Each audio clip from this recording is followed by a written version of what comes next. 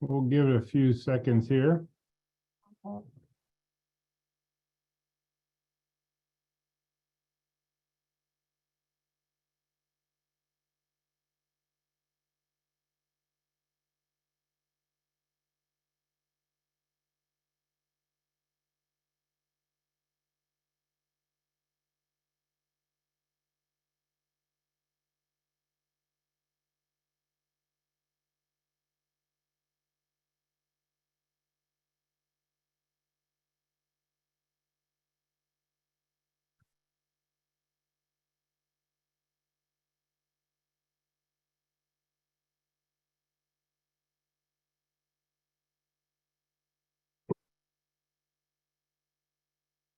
All right. All right. Well, thank you all for joining today. I'm Stephen Schumacher. I used to say I was the staff veterinarian at USEF, but fortunately now I have an associate, and we've been very, very fortunate at the Federation to bring Dr. Katie Flynn to our side, who's formerly the state vet for Kentucky, and I'm sure she'll fill you in a little bit more about her background. But what's nice about this is that Dr. Flynn's area of expertise is biosecurity, infectious diseases. And now, unfortunately, someone mentioned that Dr. Flynn can do the biosecurity and I can do the drugs, which really, as someone said that, it didn't sound very good, but it's just comforting to know that we have such a distinguished expert on our staff now at USEF. And with that, I'll let Dr. Flynn take it away. Thank you, Dr. Schumacher, and I'm very excited to be on staff here at the U.S. Equestrian Federation. And as Dr. Schumacher mentioned, I do have a little bit of expertise and experience. Just to give you some background, I did grow up in Massachusetts, specifically South Grafton, on a small standardbred harness racing facility. That is my dad on the bottom right, and he is actually still training and breeding racehorses, standardbred racehorses. And so I actually come from mostly a racing background. However, I did show at the 4-H and local shows growing up. So that's my background, and extent of horses is pretty extensive as far as back to when I was a kid. I do have 20 years, as Dr. Schumacher mentioned, as a regulatory veterinarian, specifically with the California Department of Food and Agriculture, where I was their equine staff veterinarian and led their horse show drug testing program for the state of California for over 10 years there doing that. And as Dr. Schumacher also mentioned, I spent the last 2.5 years as the Kentucky State veterinarian. And that is when I transitioned to this position. However, I was able to gain extensive experience in equine infectious disease and biosecurity, with over 35 plus investigations on equine herpes outbreaks. And that's anywhere from 2 horses on the premises to 20 horses that have been positive on a premises. I have investigated over 48 equine infectious anemia cases, 20 plus equine pyroplasmosis investigations. So that's given me a pretty extensive background in epidemiology or disease investigations. And during my time with the California Department of Food and Agriculture, I was looking into the equine events and specifically the biosecurity challenges. If you remember back to 2011, when Ogden, Utah had the large equine herpes outbreak, there was a lot of concern that there was not enough information out for event managers regarding what are the biosecurity risks and should the horse show go on. So I did develop in 2012 that biosecurity toolkit that has now been used in 12 countries in all 50 states. I've actually become, according to the World Animal Health Organization, an equine biosecurity expert and subject matter expert for them, and have participated on many panels for them. I also represent the United States on the International Movement of Horses Committee. So with all this experience I've gained over the years, that's what I come to U.S. Equestrian Federation with, so that I can help provide the best guidance possible when there is a disease outbreak at a horse show, or just some guidance for biosecurity and how we can prevent some of these diseases. And today I'm just going to give you some highlights of what some of those biosecurity challenges that occur at equine events that I've identified through the 10 plus years that I've been working with equine events on their biosecurity plans. We're going to adjust some of the general biosecurity tips that I can provide to you as competition managers, as far as how can you make your showgrounds a better secure place for your competitors. And lastly, I'd like to give you some information regarding some of the services or assistance that I can provide to you in your competitions or your facilities. So let's first look at how a perfect storm occurs when we're talking about an equestrian event. So we have a disease agent that enters the event grounds. And then because of the way the show is, and you have horses moving, you have people moving, you're going to move that disease agent around. And then you're going to have that environmental spread, whether your barn design is set up to allow that to spread just because of the ventilation system, or just because of the air process and winds of the facility. You have exposure to animals on the grounds, and unfortunately, some of these animals are going to be stressed due to the travel or just the competition itself. So those disease pathogens expose those stressed animals, and that's how you can have the perfect storm of multiple horses becoming sick on the event grounds. And when we talk about the pathogen spread, how does that happen? Well, I like to say follow the horse through the event grounds. What do they have direct contact with? And that's, do they have direct contact with other horses, whether it's nose to nose over the stall or across the stall doors? Do they have contact with livestock that could potentially spread disease? Or the dogs that are walking through the competition grounds, are they spreading the disease? And obviously we have humans that are walking through and handling multiple horses, and those could also be a risk for direct exposure of a pathogen to a horse.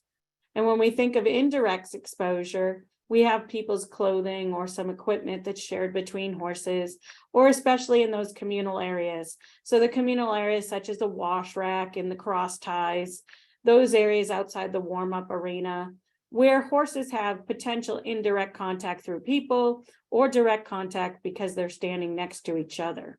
So that's really what we think about when we talk about pathogen spread through the facility, is it can enter and then spread through that facility.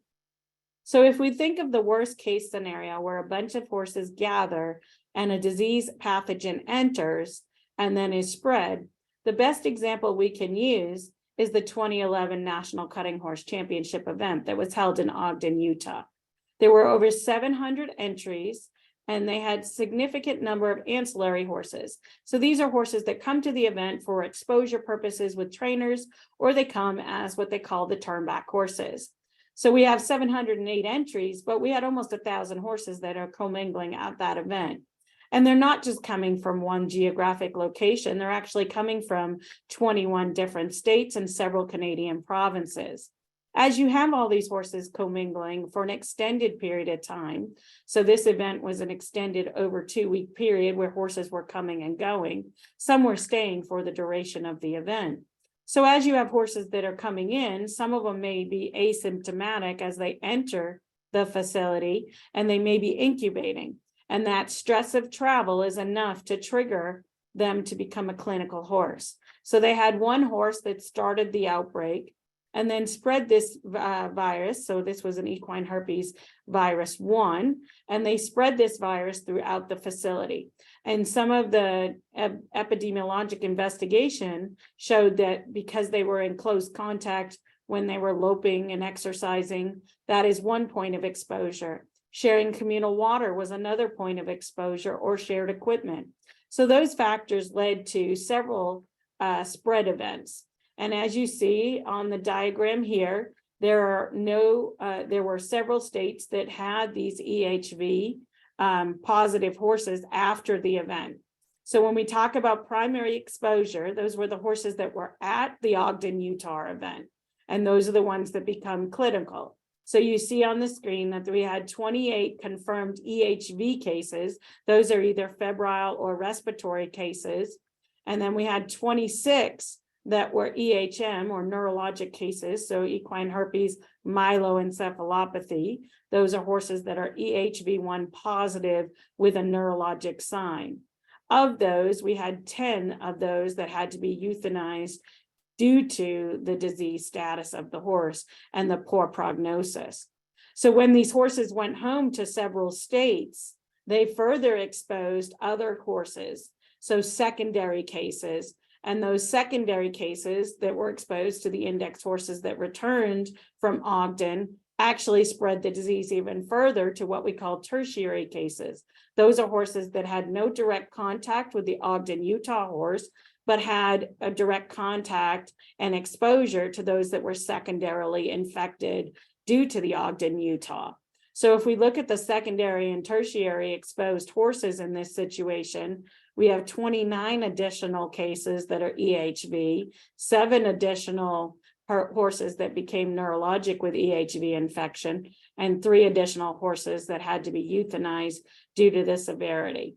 So if we look at overall, we're looking at 13 horses that had to be euthanized, 57 febrile or respiratory cases, and 33 neurologic cases, all due to the exposure at one event.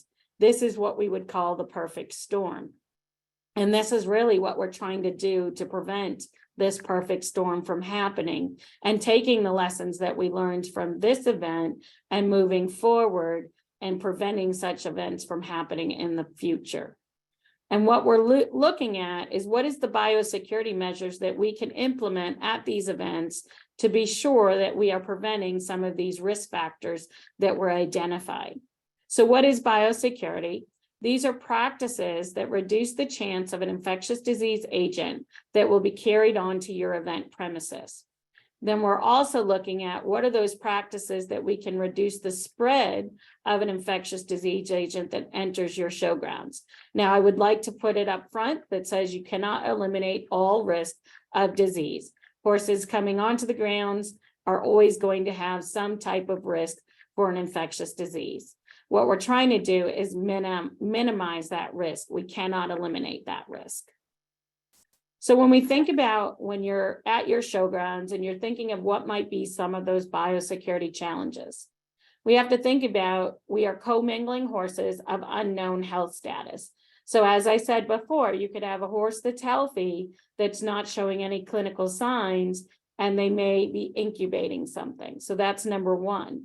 Number two, if you're not taking a temperature prior to going to the event, some of those horses may have underlying symptoms that are not recognized, and they may also be carrying some disease pathogen to the event. So we really don't know what the status of any horse is at any one time unless we do a careful observation and examination of those horses and a close monitoring of those horses. When we also think about we're going to a horse show, and the way a lot of the showgrounds are set up is our horses are close in our stables. And we have barns upon barns and horses upon horses. And so we have a stabling of the horses that are commingling in the stabling area, but we're also commingling them at the event themselves, whether that's at the entrance gate for a competition or just in the exercise area. So that closeness is commingling of those horses, and the closeness of those horses increase the risk of pathogen spread from horse to horse. We also have several animal movements and human movements throughout the facility, whether it's a horse going from ring to ring, or the grooms, the braiders, the chiropractor, the massage therapist. All of those individuals that are going from horse to horse, barn to barn, also have the potential for sharing viruses, bacteria across from barn to barn, horse to horse. And unfortunately, that there is a lot of inadequate or non-existent isolation stabling on these event grounds. And what I mean by inadequate, you can't use the end of a barn row with other show horses as an adequate isolation. Isolation barn really is taking those horses out of the general population to an area where they're limited contact to no contact with other horses or people that are on the event grounds. So truly separating them and isolating them is true isolation. So having a part of a barn or a barn in the middle of 4 other barns is not adequate for properly isolating these horses that are sick on the showgrounds. And when we think about biosecurity, it's not everything isn't going to be a competition management responsibility, and everything isn't just the owner. It comes down, or the trainer. It comes down to we need healthy horses and we need healthy competition grounds for us to be successful. So everybody plays a role in preventing disease introduction and spread. That means everybody has a role in biosecurity. And when we think about some of the major biosecurity measures that we can implement, those are the things that we're going to look at as an individual. But we're also going to look at it from the competition ground standpoint. So when we think about you have your event, you have your competitors ready to go. Now they're on the event grounds. But before they get to the event grounds, we make sure that they're healthy. So healthy horses entering your event grounds. What are the measures you can put in place to make sure that those are healthy horses? Well, one, if you have a health certificate or some health declaration that says these horses have had no clinical signs and have had a normal temperature or a temperature below 101.5 for the preceding 3 to 7 days, will help you ensure that only healthy horses are loaded onto the trailer to enter your showgrounds. And again, we also look at healthy horses with no clinical signs entering the showgrounds, as well as those that have been vaccinated and a negative Coggins test or equine infectious anemia test. So those are all measures we do in advance of the event.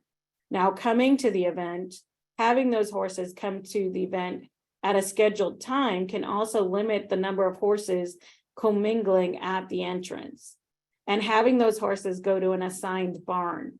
And when you think about where those horses are going, putting them in an assigned barn and knowing where they are becomes very beneficial if there is a disease outbreak. But again, these healthy horses, again, can be incubating disease, or the stress of travel may be enough to trigger a health event. So putting them in barns in accordance to grouping. So one of the things you can do is group all the horses from the same state, the same geographic area, because they'll have similar exposures to similar disease pathogens. For example, this strangles or influenza viruses that are circulating in California may be different than those circulating in Florida. So putting horses together that have been competed together or from the same geographic area will reduce the risk and help protect your showgrounds. So that's your healthy horse entering the showgrounds, and what you can do as a competition management by putting in those protocols in place. In addition, putting protocols in place that require the horses to be monitored throughout the competition. So competition management can require or recommend or facilitate temperature monitoring, because that temperature is going to be the first clinical sign you see in some circumstances. So we strongly recommend twice daily monitoring of those temperatures. Now, it's important to remember you shouldn't take a temperature after the horse has exercised, or that's going to be elevated. And you shouldn't take a temperature after the horse has received some type of anti-inflammatory medication, such as bute or banamine, because that will artificially lower the temperature. So if you're taking your temperatures, you should take it in the morning prior to any medications. And again, if you record these temperatures, you can show a trend if these temperatures are if these horses are maintaining their temperature across the time, or you can see if over a day or two, they're starting to elevate their temperature. Those are the horses that we want to pay close attention to and report those to a veterinarian so that they can further evaluate that temperature to determine the cause of that elevated temperature. So again, this is your healthy horse protocol. So it's your healthy horses entering, and then it's the health of those horses throughout the competition by monitoring those temperatures. Again, when we're looking at biosecurity from the standpoint of the competition grounds, we have to start with a clean competition grounds. So that means looking at how adequately cleaned and disinfected those stalls are from competition to competition. And again, that's working with facility management if you're going to a venue that has multiple shows, asking them what their protocols are for cleaning and disinfecting stalls, whether they clean down the stalls, strip the stalls, and only disinfect if there's an outbreak, or disinfect upon request. So the best protocols or best management practices or best biosecurity practices, however you want to use the term, would be to clean and disinfect between each competition to make sure that we're getting the least amount of virus or bacteria that's remaining in those stalls. Now, it's important to understand that viruses and bacteria like the cool, damp, moist environments, and they do like to hide in some of the crevices in the stalls. And again, if you don't clean the organic material and you just apply disinfectant, organic material will deactivate some of your disinfectants. So again, it's important to remember to use the appropriate disinfectant that works on the surface that you are looking at for cleaning those surfaces of the stall. So again, the stalls are not just the only area where we need to pay attention to make sure we have healthy competition grounds. The second area we need to look at is those communal areas. So look at the communal wash rack area, for example. Horses love to chew on those communal wash rack areas, or excuse me, chew on the cross ties. So what exposure and what are they exposing? What pathogens could be on those? Those are areas that we want to look at as far as cleaning and disinfecting. Now, these may not be your routine. It may be something that you just do at the start, or it may be, okay, you now have a sick horse. You're going to have to go in and do enhanced biosecurity or enhanced cleaning and disinfecting. But again, those are measures to make your showgrounds a healthier showgrounds. And again, the last part of this is having a protocol for isolating those sick horses and having an appropriate location on your event grounds to do that isolation. And what that consists of is truly isolating that animal and limiting the personnel and exposure risk of those going in and out by having supplies of PPE or personal protective equipment that can protect the folks that are going in and out of that facility. So as I said, it's not just a healthy horse, it's also the healthy competition grounds. Without us working together, we will have challenges in disease prevention and preventing disease outbreak. So I like to keep it simple for those on the showgrounds. What are the 5 top tips for keeping horses healthy on the showgrounds? So one is limit horse-to-horse contact. Obviously, if you see horses tied to a fence along the road, along this rail here, this would increase the risk of exposure from horse to horse as nasal respiratory pathogens such as equine herpes virus, equine influenza, or strangles could easily be spread from one horse to another horse. Second, avoiding communal water. Now it's been researched, and there's research out there that shows that equine herpes virus can last 21 days in water, in communal water troughs. So that is why we would like to discourage the use of communal water troughs, especially on an event grounds. If you don't prevent the use of it at the beginning, if there is a disease outbreak, this is something that would be your top priority for going in and addressing at that point in time. The next point I'd like to talk about is limit human to horse contact. And it's more the human that touches the one horse and goes to the next horse, or the human that goes from horse to horse, barn to barn. Horse to horse in one barn with the same trainer and may have minimal risk. Higher risk would be somebody that's going from barn to barn across the entire facility and horse to horse. So those people such as the breeders or the chiropractor or the massage therapist that's going from horse to horse. So how do we limit their exposure? So again, making sure the equipment that they're using, that they're bringing in is clean, making sure they clean and disinfect or wash their hands before going into those stalls.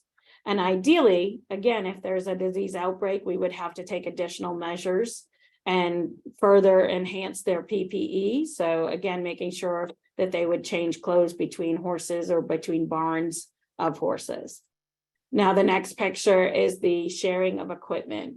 So again, if there's bridles that are hung outside of the arena, and these are multiple horses, multiple trainers across the country, that's again going to be a risk for sharing of pathogens, especially as things come over the nose of the horse where respiratory pathogens are excreted.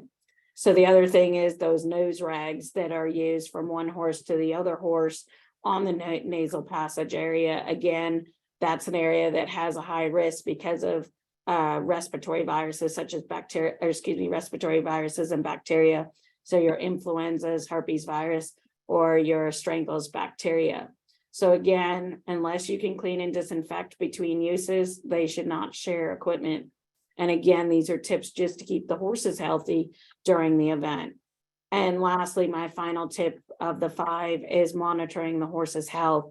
So we do have an individual stall temperature monitoring chart or log that for USEF events, we are welcome to share this with you. It is on our website.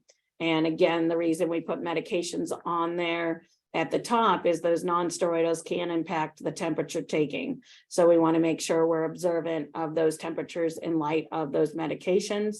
And the disclaimer is always any temperature over 101.5 should be reported to the veterinarian or competition management for further follow-up.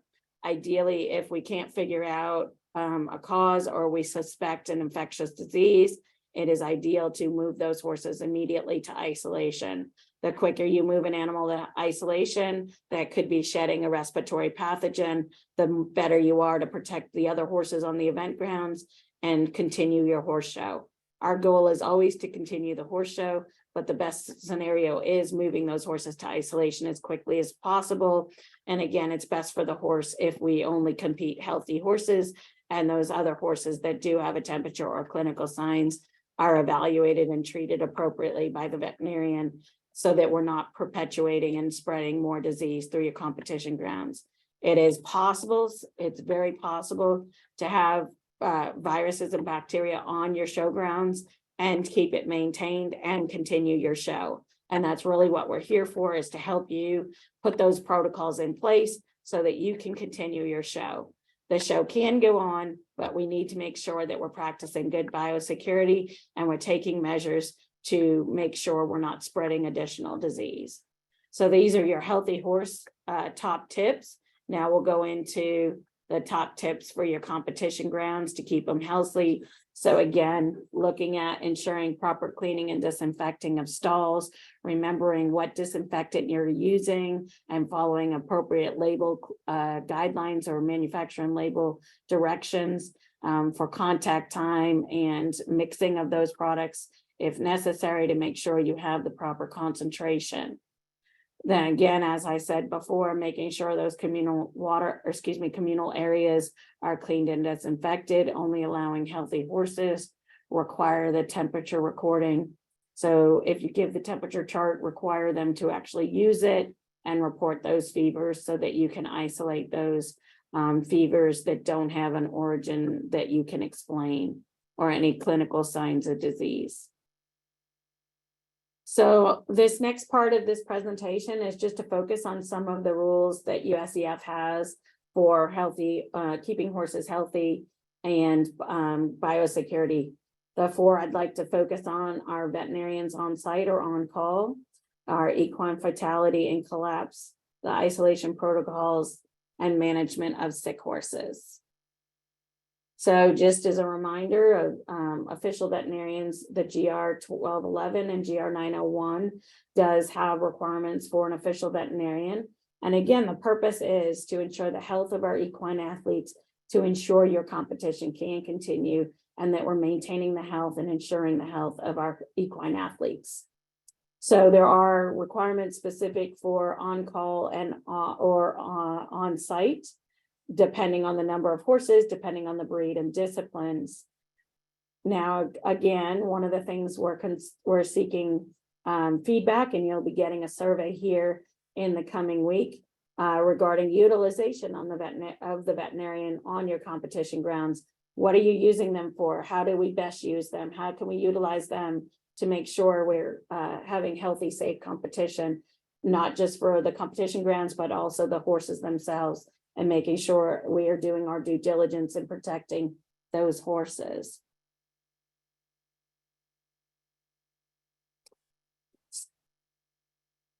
So the next rule I'd like to talk about is the equine collapse or fatality, which is GR 849. And again, the purpose of this rule is to collect information to better understand the risk factors associated with equine collapses and fatality events, to analyze this data to make science-based recommendations to protect the health of the equine athlete. So just remember the equine collapse rule. The steward and TD have mandatory reporting requirements, and they must submit a report to the Federation within 24 hours. And again, a reminder, the reason they need to communicate is that any horse that has collapsed is subject to the drug and medication testing. And again, we need to be, those reports need to come to us so that we can provide guidance on how to handle some of the testing requirements. And for a fatality, again, it's mandatory reporting. And again, this information is critical so that we can learn from each of the cases and develop better data so that we can make better science-based recommendations moving forward. So GR 845 requires a written isolation plan, and this is to better prepare events for the potential infectious disease outbreak and to identify isolation, stabling, and resources in advance of a sick horse. You do not want to be caught without a plan if you all of a sudden have a sick horse and you need to figure out where it's going to go. Cleaning that isolation stall out or moving all the equipment out of the stall or moving stuff is not going to be quick. So we need to make sure we think through the process. We also have to think through the process of what type of equipment do we have on hand, such as something to clean and disinfect the stall that the horse just came out of, so that we can make sure that we're reducing the pathogens. So again, this plan requirement is put in place to best help you prepare for that hopefully never happening event. But in the case of the event happening where you do have sick horses on site, having a plan and having an idea of where to isolate is critical.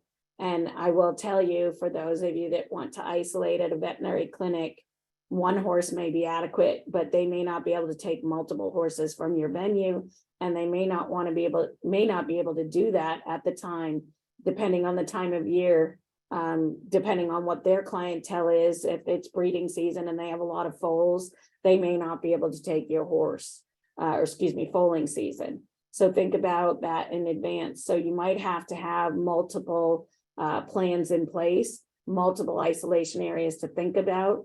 I would also recommend thinking about what's off-site, because again, the best thing is to get the horse away from all other horses.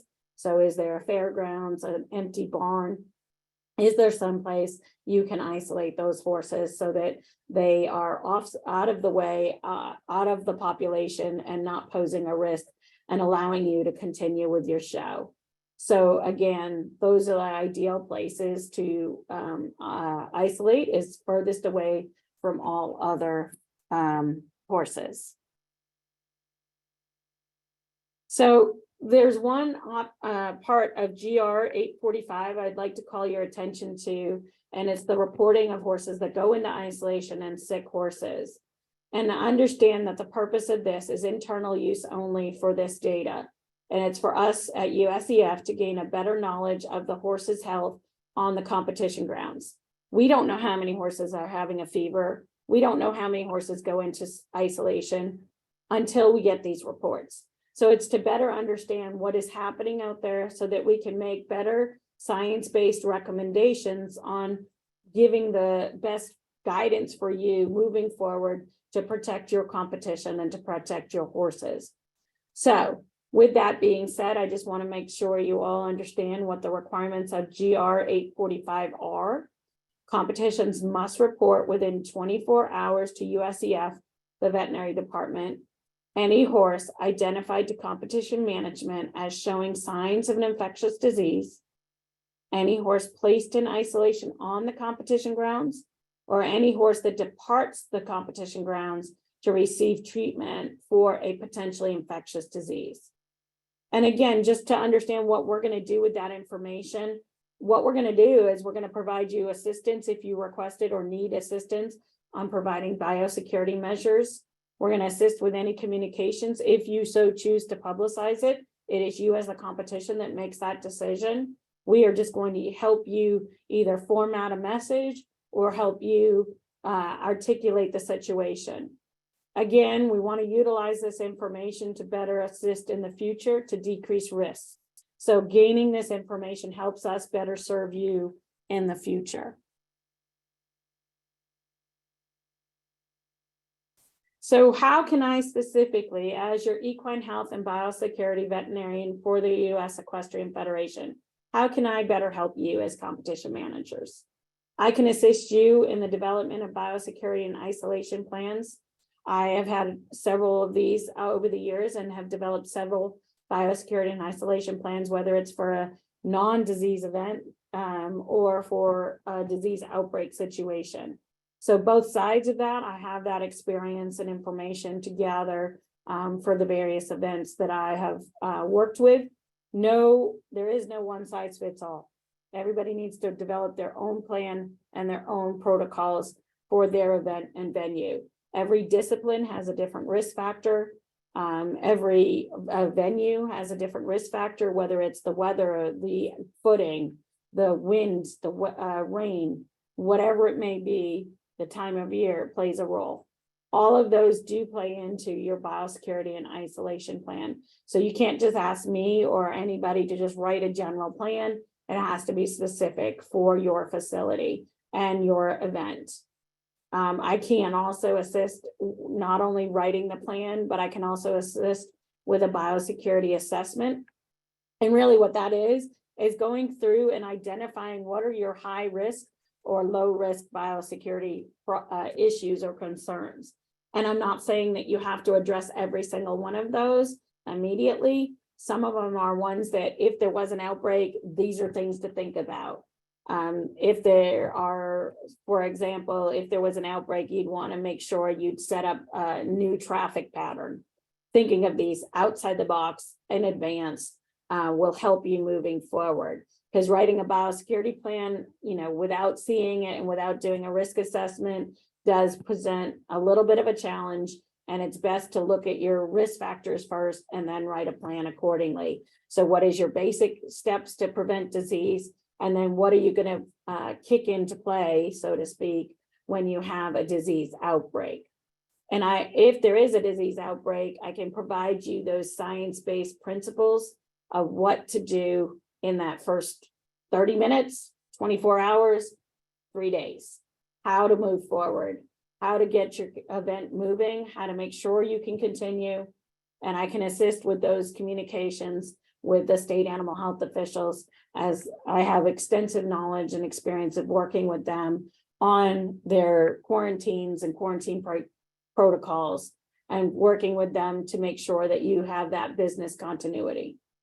I can assist you and the official veterinarian with any equine health issues that occur on your event grounds, whether it be a disease or not. We can work together in addressing those. And obviously, if there is a situation, a health situation or a biosecurity situation, I can assist with the messaging and communications. From a standpoint of, I've got a lot of messaging that we have used over the years for different outbreaks and different scenarios that we can tweak and utilize for your specific event and your specific need. So I've been here since March 1st, and we've been able to have some great communications with some competition managers. And I'd just like to share a couple of the things that I've been working on since I've been here and how we've provided some assistance. If you remember back a few weeks ago, there was an equine herpes virus situation that occurred at an Oklahoma event grounds. That event grounds did implement a great biosecurity plan, but there was a horse show that was coming in the following week. I worked with the event organizers, the state veterinarian, the USDA veterinarian, to look at assessing that situation. Should the event go on, what measures are being put in place, and what is the situation from a science and from a health standpoint? What's in the best interest of the health of the horses that are entering, is there a risk factor and should the show go on? We made the decision based on the science that there was no evidence of disease spread. It was one clinical horse that was taken off the premises and was euthanized subsequently. There was no additional cases. Horses around that area were tested. They tested negative around that index horse. So there was limited spread. The stable that was the infected horse, as well as all the other stabling, was cleaned and disinfected in accordance with the protocol. That protocol and cleaning and disinfection was verified by state animal health officials. So gathering all of that information, I was glad to put a statement forward that the show was good to go on or should go forward with the basic biosecurity implemented. So that's one example of where I can facilitate those communications with the state, USDA, and the facility to make sure we're doing what's in the best interest of the horse. We had a phone call about an event that could not get a veterinarian. We were able to utilize our resources to identify a veterinarian that could serve as the veterinarian for the event. We received a call about what disinfectant should I use for stalls and where can I purchase that.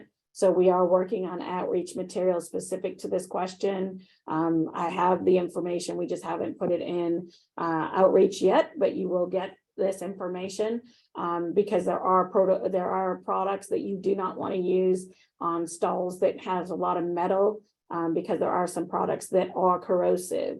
And then again, looking at what is the stall made of? Do you have a wood surface that probably needs a really significant degreaser product before a really good detergent to degrease it to get the viruses and bacteria that are in the crevices out. So again, providing that evidence based information or science-based information to the event manager. And one question that did arise is, I'm only a one-day show. Do I really need an isolation protocol?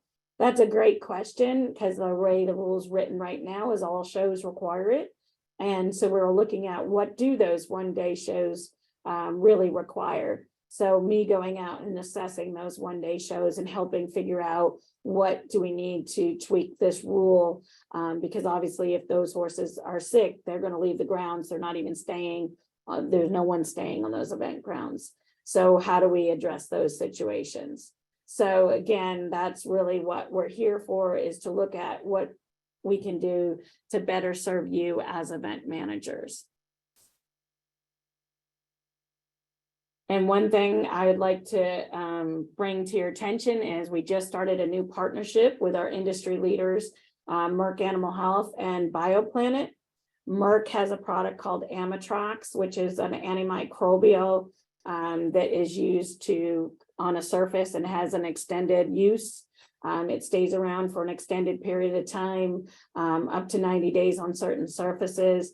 And that is a protective covering from an antimicrobial standpoint. That product can be used in BioPlanet's disinfection spray system, which is an electrostatic spray system where it sprays a cleaner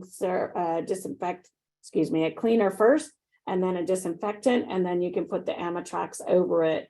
And again, what's great about this is an electrostatic disinfection will allow the disinfectant to go around the bars of a stall, for example. And again, it's protecting the surfaces of that stall. So when used in conjunction, all of these together would be a great system for long-acting antimicrobial and antivirus protection and against a wide array of pathogens. This is, like I said, a new partnership, and it will provide, we're working on all of the informational details to be sent out to you, and it will provide USEF licensed horse shows and USEF members with special rates for these products. And just as a reminder about Merck Animal Health, they're the leading force in delivering new and valuable animal health products, solutions, and services, thus improving the health and well-being of animals. Our efforts will ensure sustainability, quality food supply, protecting public health, and help people and pets enjoy their lives together. And just brief overview of BioPlanet. They're a health and technology company that markets and sells this electrostatic cleaning delivery system. As I mentioned, it's using a patented induction charging technology certified by the Global Biorisk Advisory Council and a proprietary chemistry through its Clean Republic label. BioPlanet delivers effective and safe infection prevention solutions, providing a clean, complete and uniform disinfectant coverage to any surface in less time, with less solution, and without a threat of cross-contamination. So we look forward for working with show venues and BioPlanet as well as Merck on how we can better protect our showgrounds through biosecurity and cleaning and disinfection processes. And again, biosecurity for the win. It's the healthy horse, healthy competition for success. With that, I will open it up to questions. If you can put questions in the Q&A. Thank you. Yeah, and this is Mark Coley from the marketing department joining. So as Dr. Flynn said, welcome to put in questions into the Q&A and we can go through those as well.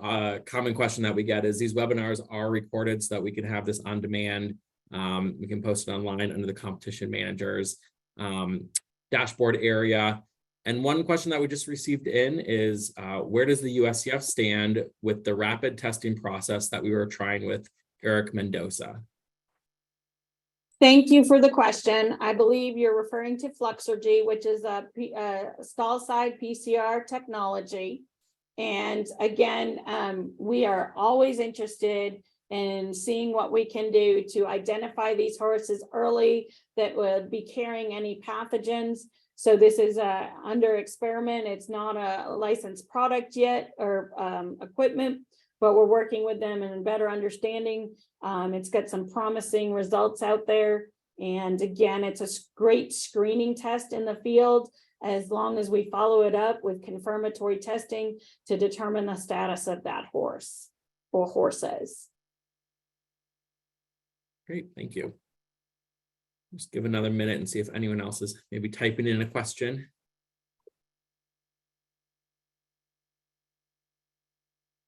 And if you have additional questions or you think of them, my contact information is on the screen. I welcome any questions or feedback that you may have. And just to call your attention, we have updated the competition safety and biosecurity webpage with some of the new biosecurity information. We have a new competition manager brochure, which highlights some of the things we talked about today. We also have an exhibitor brochure, which again focuses on what the horse exhibitor can do to protect their horse and ensure a healthy horse for competition. You can also find our temperature log on the USEF website, and more information will be posted on biosecurity and isolation plans. And if there's certain materials that would be beneficial to you, please let us know. We also have the top tips poster for the 5 tips that I talked about, which is limiting horse-to-horse contact, limiting human-to-horse contact, avoiding sharing of equipment, avoiding communal water, and monitoring your horse's health. So we do have that top tips poster in English and in Spanish that we can send to horse shows for posting as well. Great, thank you, Dr. Flynn. It looks like we haven't received any other questions coming in, but oh, here's actually one that just came in. Oh, just thank you for being on board. So no question. I think shared sentiment, we're very excited to have you on board already, only a couple months in, but some great new resources available, and I know a lot more to come. So if anyone does have questions, feel free to reach out to Dr. Flynn, or our member services department can direct you if you're on site and don't have easy access to her contact information. So thank you all for joining. Have a great afternoon, and we'll talk to you all soon. Thank you.